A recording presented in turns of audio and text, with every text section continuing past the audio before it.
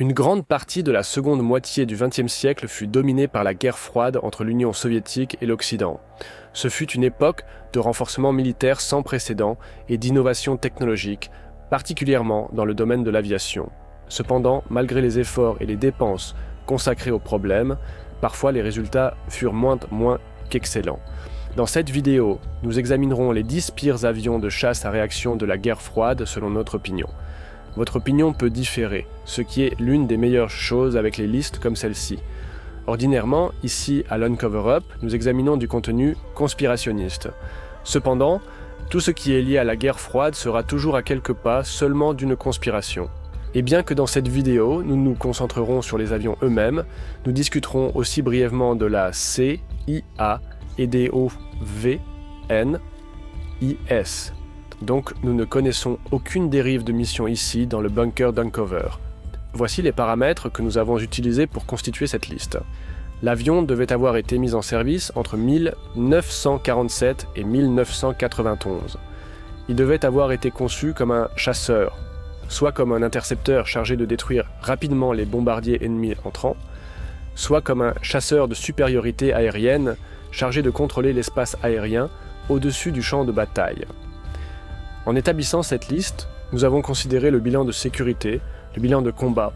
Dans les cas où l'avion a effectivement vu le combat, les performances et le contexte historique dans lequel le chasseur a émergé, cela n'aurait pas beaucoup de sens de comparer un de Havilland Vampire du début des années 50 avec un F-16 de la fin des années 70. Donc nous examinerons chaque avion placé parmi ses contemporains historiques. Allons-y directement. Nous commencerons par le moins pire et descendrons l'échelle jusqu'à arriver au pire des pires. Et le moins pire nous vient de la marine américaine des années 1950 et a la distinction d'être devenu obsolète presque dès le moment où il fut construit et d'être le premier avion de chasse à réaction à s'abattre lui-même, le Grumman F-11 Tiger.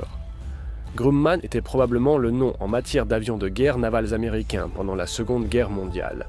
Ils avaient produit des avions épais, comme le Wildcat et le Hellcat, et finiraient par fabriquer la vraie star de Top Gun, le F-14 Tomcat. Mais le Tiger fut un peu un échec pour Grumman, pas une catastrophe.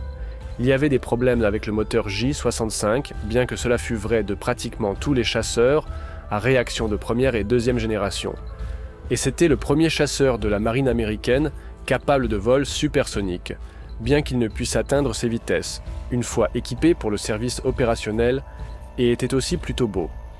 Mais à cause des limitations d'autonomie, ce qui est un vrai problème avec un avion embarqué, qui tend à être entouré de milliers de kilomètres carrés d'océan à vide, d'avions écrasés, et le fait que presque immédiatement après son entrée en service opérationnel, il fut éclipsé par d'autres avions embarqués beaucoup plus capables et puissants, comme le F-8 Crusader, le F-4 Phantom II. Il devint obsolète très tôt pour le Tiger. Il ne vit jamais le combat, en partie à cause de son très court historique de service. Mais le Tiger réussit à abattre un autre avion et un Tiger fut abattu par un avion. Fait intéressant, il n'y avait qu'un seul Tiger et aucun autre avion impliqué dans ces deux incidents. Parce que pendant un vol d'essai du Tiger en 1956, le pilote Tom Attridge entra dans un piquet supersonique et tira ses canons. Son avion rattrapa alors ses propres balles puisqu'il était toujours sous puissance et les balles ralentissaient à cause de la résistance de l'air. Certaines balles fissurèrent sa verrière et d'autres endommagèrent le moteur. Attridge fut forcé de s'éjecter mais survécut heureusement avec quelques os cassés. Donc techniquement, le ratio de combat RR victoire-défaite pour le Tiger est de 1 pour 1. Le McDonnell F-3H Demon aurait probablement pu aussi figurer à cette place. Il avait aussi des problèmes d'autonomie et de fiabilité, et il avait un pire bilan de sécurité que le Tiger. Mais la différence est que le F-3H ouvrit la voie au F-4, et servit donc encore un but utile, alors que le Tiger fut une sorte d'impasse évolutive de courte durée. Bien sûr, il y avait beaucoup de cela avec les chasseurs à réaction de deuxième génération. Les soviétiques avaient leurs propres problèmes à gérer dans les années 1950.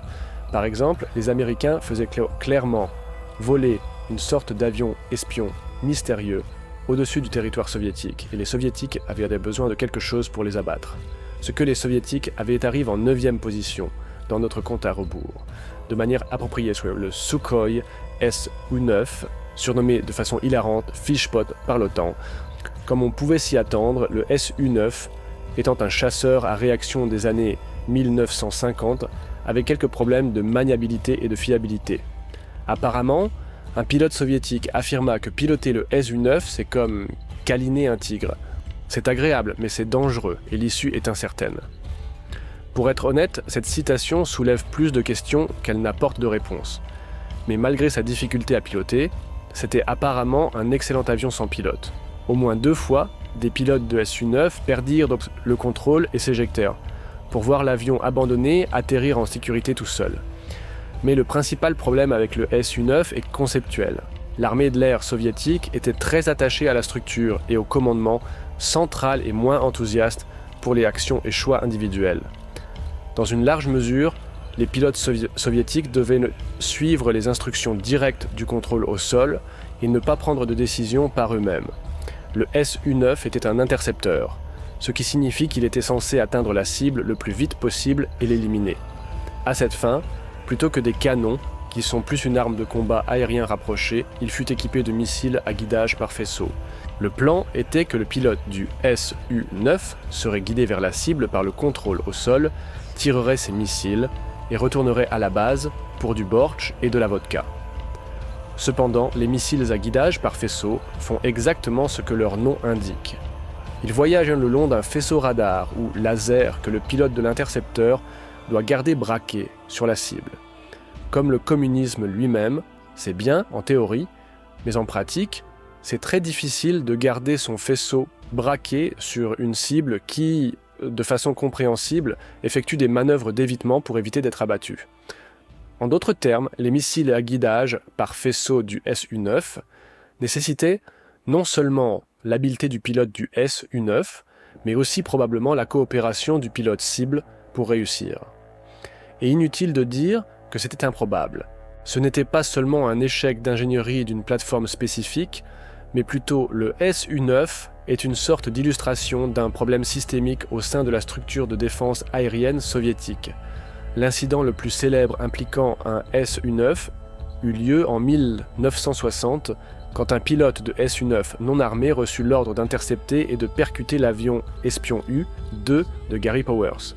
Le pilote soviétique manqua sa cible mais affirmerait plus tard que le souffle du réacteur de son moteur causa la désintégration et le crash du U-2. Bien que la version officielle et plus probable affirme que le U-2 fut abattu par un missile solaire soviétique, quand le plus grand fait d'armes d'un avion est qu'il échoua dans une tentative de collision, cet avion a mérité sa place sur cette liste. Restant avec les intercepteurs des années 1950, tournons-nous vers le F-89 Scorpion. Malgré le fait que tourner était l'un des points faibles du Scorpion, une grosse bête d'avion, lourde et pâteau, les premiers Scorpions furent assaillis de problèmes structurels au niveau de la queue et des ailes, ainsi que de problèmes de moteur évidemment. Mais la meilleure façon de comprendre les problèmes du F-89 qui lui ont valu sa place est d'examiner la bataille de Palmdale. En août 1956, un drone cible, un surplus de L-4 de la Seconde Guerre mondiale, qui avait été équipé de télécommande pour pouvoir être piloté depuis le sol, perdit le contact avec son contrôleur pendant un vol et commença à se diriger vers Los Angeles. Heureusement, il y avait une base de l'armée de l'air à proximité avec des F-89 stationnés, et donc quelques-uns furent immédiatement mis en alerte et envoyés intercepter le drone L-4. Les Scorpions purent rattraper le vieux avion à hélice, qui volait lentement et paresseusement et ne montrait aucun signe qu'il était devenu conscient et essayait de se protéger. Le F-89, à l'époque, était armé de 2 nacelles de 52 roquettes, Mighty Mouse chacune. C'était des roquettes non guidées. Donc l'idée était, comme quelqu'un l'a dit un jour, la quantité a une qualité en soi. On tirait des dizaines et des dizaines de roquettes sur une cible, et au moins quelques-unes toucheraient quelque chose et feraient quelque chose. Les F-89 avaient aussi un nouveau système électronique sophistiqué qui transférait le contrôle du tir des roquettes à une sorte d'ordinateur primitif qui calculerait le moment de tir optimal basé sur les positions de l'intercepteur et de la cible.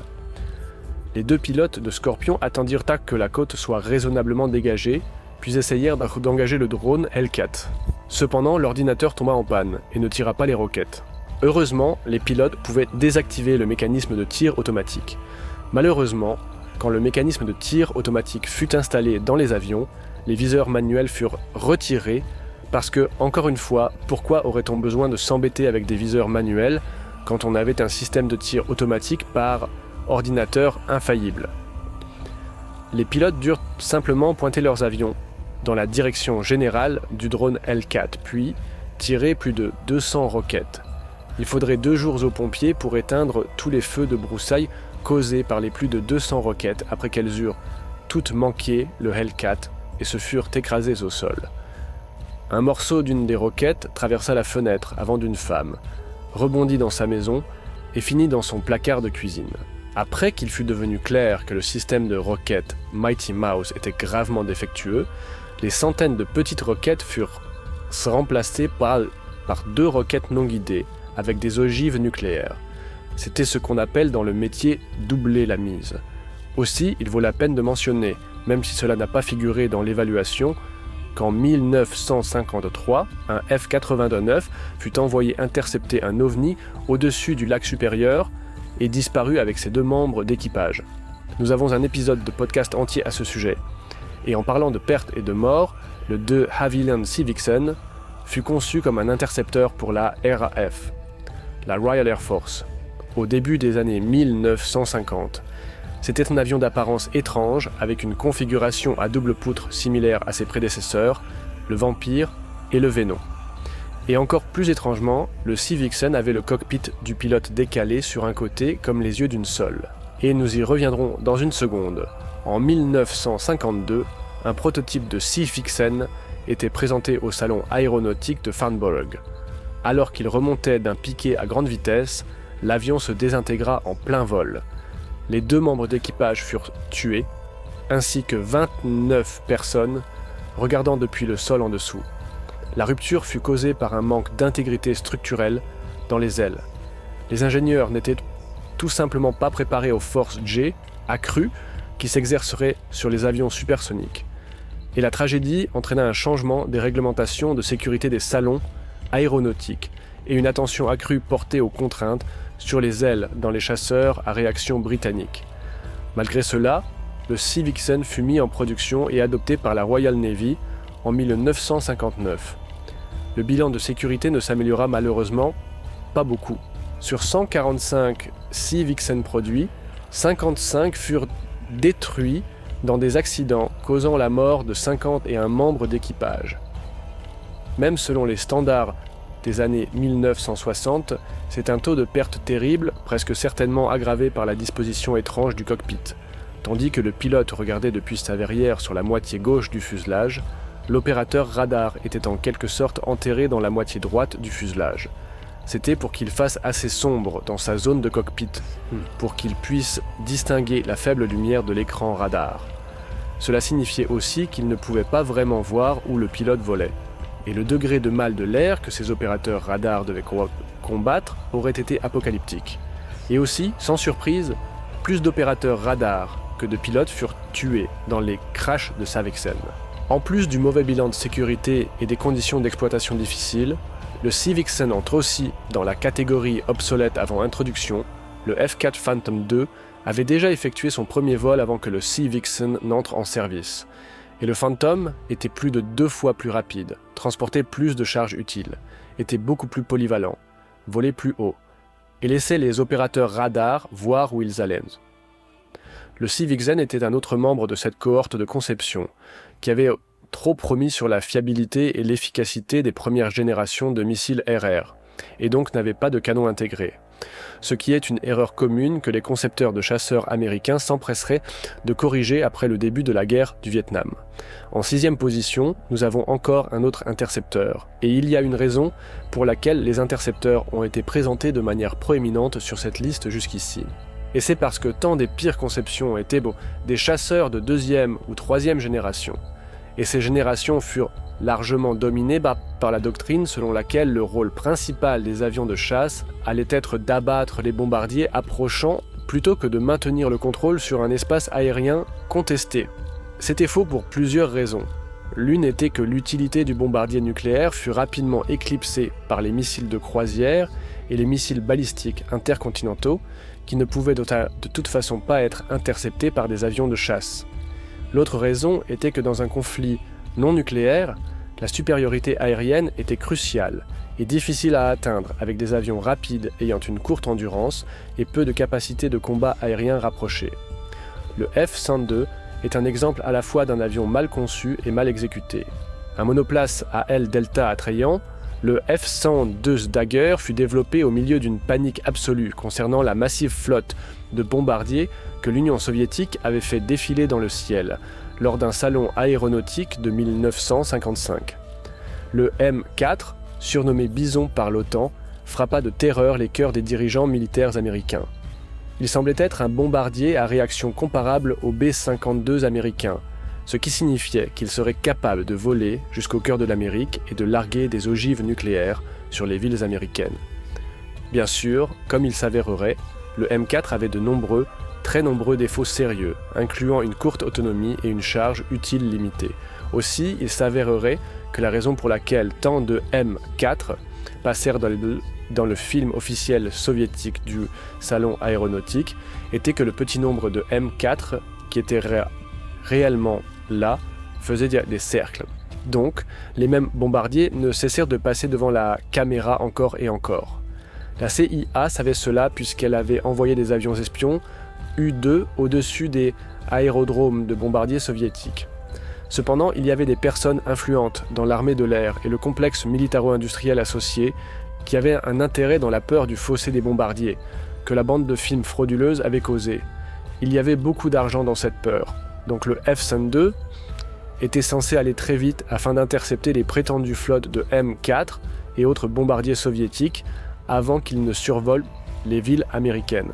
Cependant, le F-102 dans sa première conception n'était même pas assez rapide pour se sortir de son propre chemin. Le corps de l'avion semblait élégant et aérodynamique, mais il y avait un problème. Le problème était que l'air est étonnamment épais, et plus vous allez vite, plus il veut vous arrêter.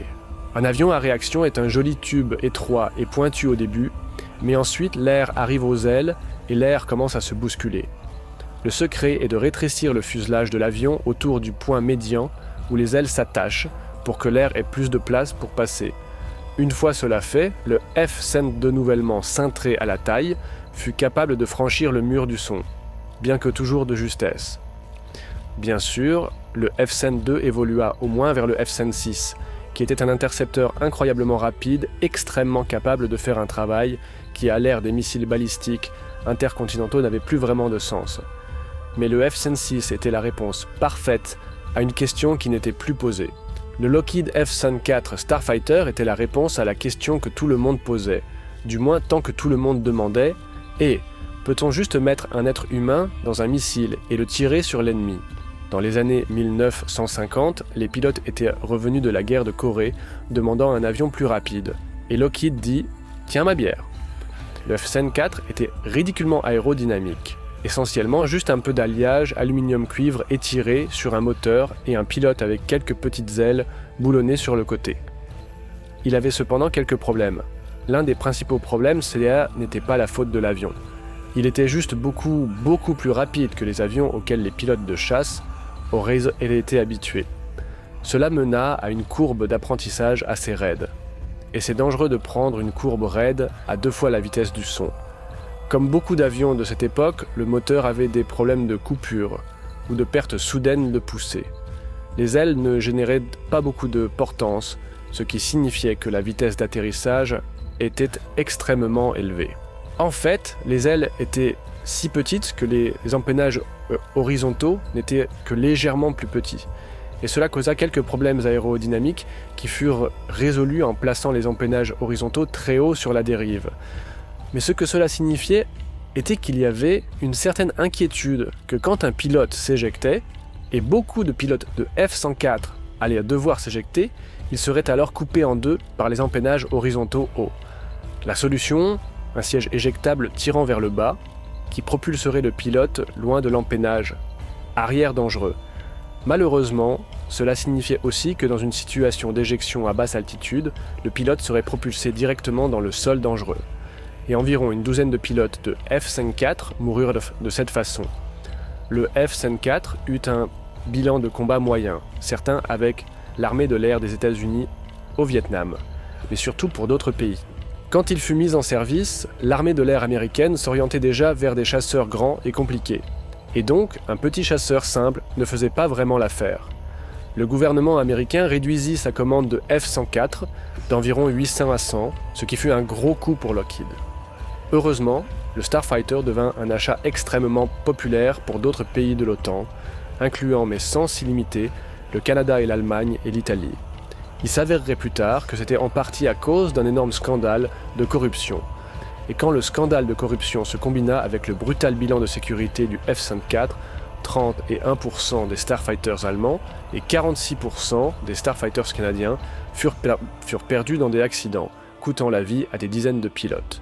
Le F-104 développa de façon compréhensible une mauvaise réputation dans les médias, comme faiseur de veuves et comme mauvais choix d'acquisition.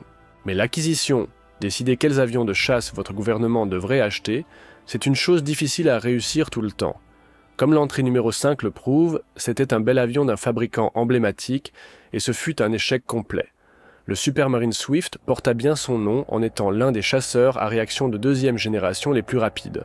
Malheureusement, le nom s'applique aussi à la rapidité avec laquelle il fut développé et mis en production. C'était un exemple d'un avion qui était laissé derrière par le progrès pendant qu'il était conçu. Et les tentatives frénétiques de le moderniser le rendirent juste instable et inutile. La firme Supermarine surfait sur une vague après que leur magnifique Spitfire était devenu un symbole du courage et de l'innovation britannique pendant la Seconde Guerre mondiale. Et Supermarine voulait une part de l'action d'après-guerre aussi. La première tentative fut le Supermarine Attacker, qui ressemblait à un chasseur typique de première génération avec les ailes droites prises d'un avion et une queue qui traînait au sol. Comme le reste des jets de première génération, l'Attacker était clairement une mesure provisoire, pendant que la RAF s'habituait à opérer le nouveau type de moteur. Mais quand vint le moment de concevoir le Swift, Supermarine se contenta de mettre les ailes de l'Attacker en flèche et de mettre une roue de nez et à placer un jour. Cela signifiait que l'équilibre, le flux d'air, les surfaces de contrôle du Swift ne furent jamais vraiment correctement intégrées avec les nouvelles ailes, et cela se manifesta par quelques propriétés de maniabilité risquées, incluant une tendance à soudainement cabrer et basculer en arrière. Cela fut traité en mettant du lest lourd dans le nez, et puisque le poids supplémentaire est l'ennemi de la maniabilité, de l'autonomie et de la vitesse, ce n'était pas une solution idéale. Il y avait aussi un problème, pas rare avec les premiers jets, avec l'armement. Lorsque les canons étaient tirés, les gaz d'échappement des armes pouvaient être aspirés dans les entrées d'air des moteurs et provoquer l'extinction des réacteurs. En service, le Swift devait opérer avec des réglementations strictes concernant la vitesse, l'altitude et le tir des armes. Et après quelques accidents, la flotte de Swift fut clouée au sol et en 1955, elle fut retirée du service. Maintenant, le Hawker Hunter, qui est sorti au même moment pour faire le même travail, avait été construit de zéro comme un chasseur de deuxième génération à aile en flèche. Et bien qu'il ait également eu sa part de problèmes initiaux, parce qu'il avait été conçu correctement dès le départ comme un chasseur de deuxième génération, ces problèmes étaient réparables. Le Hunter a connu une carrière réussie et longue avec la RAF et de nombreuses autres forces aériennes, tandis que le Swift a disparu dans le scandale, puis dans l'oubli. La leçon est que parfois, il faut aller un peu plus lentement pour aller plus loin. Ou vous pouvez aller entièrement dans l'autre direction et construire l'avion le plus étrange et le plus radical imaginable. C'est ce que la société aéronautique Vought a fait avec son F, Sept ou Cutlass. Si Supermarine avait trop emprunté au passé avec le Swift, Vought a parié trop follement sur l'avenir avec le Cutlass, et il arrive en 3e position sur la liste. Le Cutlass ressemblait à une version des années 50 d'une idée des années 80 de ce à quoi ressemblerait un vaisseau spatial, si cela a du sens. Cela, c'était le premier chasseur à ailes en flèche de la marine américaine, son premier chasseur sans queue, et son premier chasseur avec des moteurs à post-combustion. Regarder vers l'avenir est un aspect clé de la conception des chasseurs. Quiconque construit un nouveau chasseur pour le moment présent produira quelque chose d'obsolète, et cela s'est produit de nombreuses fois. Cependant, Vogt a construit un chasseur pour un avenir qui n'allait jamais arriver parce que le moteur dont l'avion avait besoin n'allait jamais exister. L'étrangeté de l'avion dérive en fait de deux moments de désespoir. Le moment évident est la guerre froide, bien sûr, une époque où n'importe quelle idée étrange était sur la table si cela signifiait même la possibilité de donner à un camp un avantage dans la course technologique. Mais il y avait un moment de désespoir antérieur qui a joué dans la conception du Cutlass, puisque une grande partie de la recherche sur les ailes en flèche et sans queue provenait de scientifiques allemands amenés après la Seconde Guerre mondiale dans le cadre de l'opération Paperclip, un programme du gouvernement américain pour bénéficier du travail des nazis tout en blanchissant leur passé. Ces scientifiques ont reçu le financement et le feu vert pour expérimenter toutes sortes de conceptions non conventionnelles. Alors qu'il devenait de plus en plus clair que les cieux allemands se remplissaient de P-51 et de B-17 américains, et dans les décennies après la fin de la guerre, le gouvernement américain était prêt à mettre de côté la moralité et la justice pour accéder à cette recherche. Mais la frénésie aboutit rarement à la clarté, et il y avait de nombreux aspects fatalement défectueux dans la conception du Cutlass. Les moteurs Westinghouse J-34 et plus tard J-46 n'étaient pas assez puissants ni assez fiables pour rendre les appontages sûrs. Non pas que les appontages soient jamais totalement sûrs, mais il est vital de pouvoir mobiliser la pleine puissance aussi instantanément que possible pour redécoller des situations d'atterrissage délicates. Les moteurs du Cutlass mettaient du temps à monter en régime, et ces précieuses secondes faisaient la différence entre survivre pour faire un autre tour et réessayer et s'écraser sur le pont.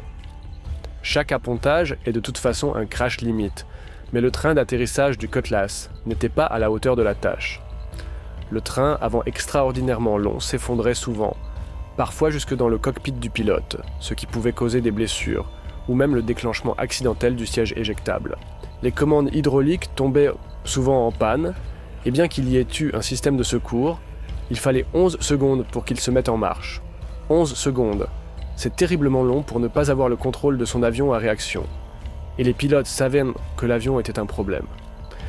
Wally Schirra, un pilote de Cutlass et futur astronaute, l'a appelé un accident en attente de se produire. Un pilote nommé Tom Quillen a décollé pour un vol de routine avec 3 autres Cutlass et a immédiatement eu un problème et a dû revenir. À sa consternation, il a découvert qu'il était déjà 3e dans la file pour un atterrissage d'urgence après 2 des autres Cutlass avec lesquels il avait décollé. Il a tué beaucoup de pilotes d'essai et de pilotes de la marine et avait le pire taux d'accident de tous les chasseurs à ailes en flèche de la marine. L'avenir a pris fin en 1959 quand les Cutlass survivants ont été retirés du service. Une des bonnes choses qu'on peut dire du Cutlass est qu'au moins il n'a pas été en service assez longtemps pour aller au combat. On ne peut pas en dire autant de l'avion numéro 2 sur notre liste, le MiG-23, nom de code OTAN Flogger. MiG était peut-être le constructeur de chasseurs soviétiques de la guerre froide. Ils avaient choqué l'Occident avec le MiG-15, puis ont continué à défier les grands et coûteux avions de chasse américains, avec les simples petits 17 et 19. Le MiG-21 a terrifié l'Occident avec son efficacité et ses performances brutalistes. Et puis ils ont produit le 23. Maintenant, le 23 était clairement de son époque.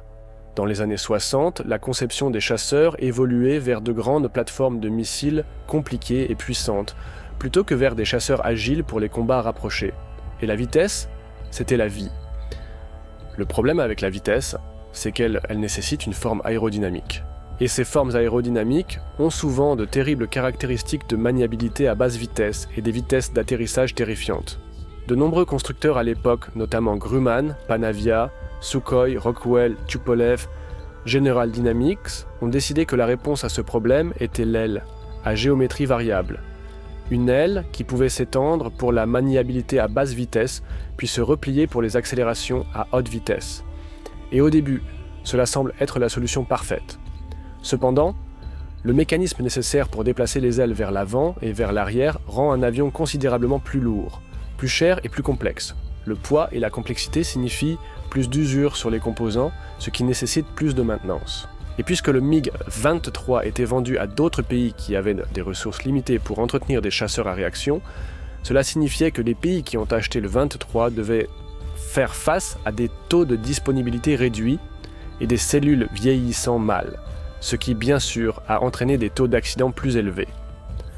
De plus, le gouvernement soviétique hésitait à laisser toute sa technologie de chasseur à réaction sortir de ses propres mains et a donc construit des versions spéciales du 23 spécifiquement pour l'exportation. Ces versions avaient un radar moins performant, moins d'options d'armement et manquaient complètement de contre-mesures électroniques pour aider à éviter les missiles. Maintenant, tout cela dans une cellule de bolide qui était conçue pour combattre avec des missiles à distance plutôt que de s'engager dans des combats rapprochés. Le résultat de la capacité dégradée et de la maintenance était que les pays exportateurs devaient donc faire face à ce qui était un bilan RR vraiment terrible en termes de victoires et de pertes. Pour chaque MiG-23 qui abattait un avion ennemi, 4 MiG-23 étaient abattus par des avions ennemis.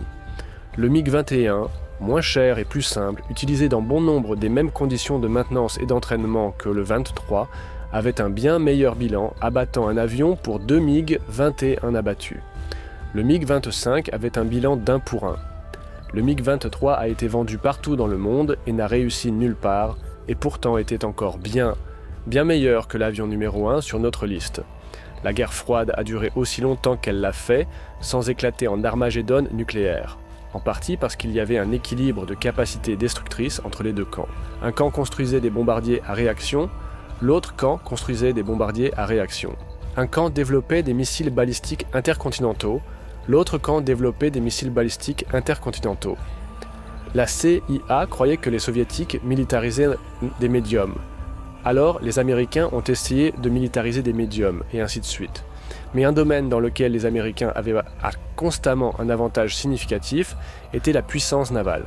Et parce que la guerre froide englobait le globe entier, et parce que les sous-marins lance-missiles nucléaires étaient l'une des méthodes les plus sûres pour garantir qu'on pouvait toujours riposter, même si votre pays était une ruine radioactive fumante, la puissance navale était cruciale.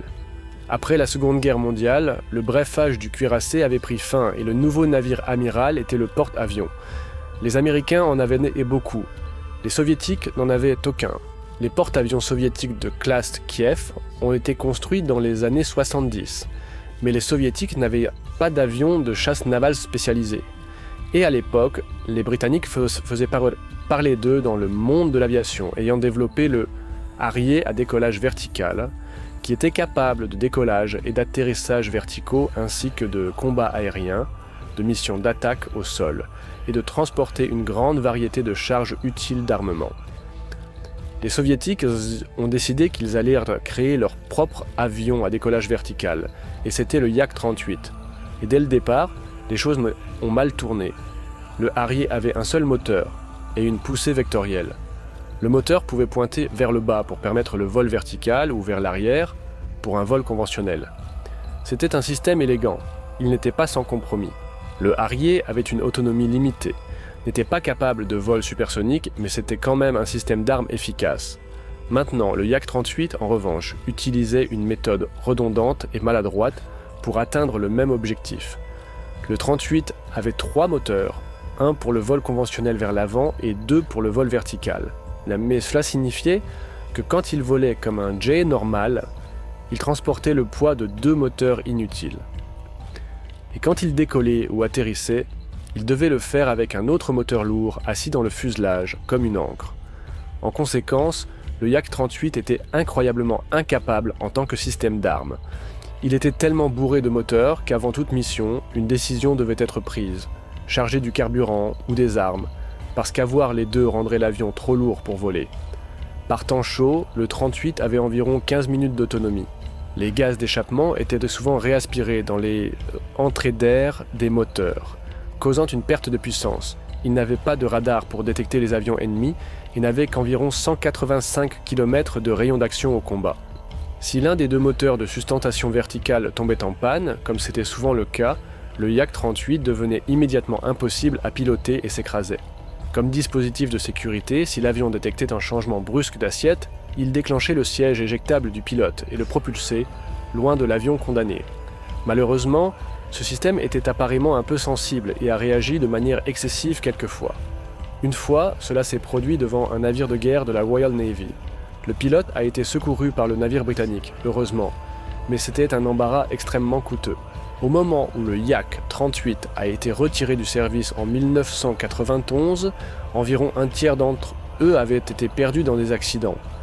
Il n'a jamais vu de combat RR, mais il aurait difficilement pu être plus dangereux pour ses pilotes qu'il ne l'était quand il essayait simplement de voler. Il y a toutes sortes de façons d'échouer. Certains de ces avions étaient trop ambitieux ou pas assez ambitieux. Certains étaient victimes de doctrines dans lesquelles la réalité ne correspondait pas à ce que les grands cerveaux en charge de l'effort de guerre pensaient. La guerre froide était une époque de paranoïa, de terreur, de peur, de désinformation, et de la pression constante pour au moins égaler l'ennemi coup pour coup, et de préférence prendre quelques coups d'avance. Dans un environnement tel que celui-là, il n'est pas surprenant que des erreurs aient été commises. La tragédie de ces erreurs se voit dans la quantité massive d'argent qui a été jetée sur des avions défectueux et dans le coût humain gravé sur les pierres tombales des deux côtés du conflit.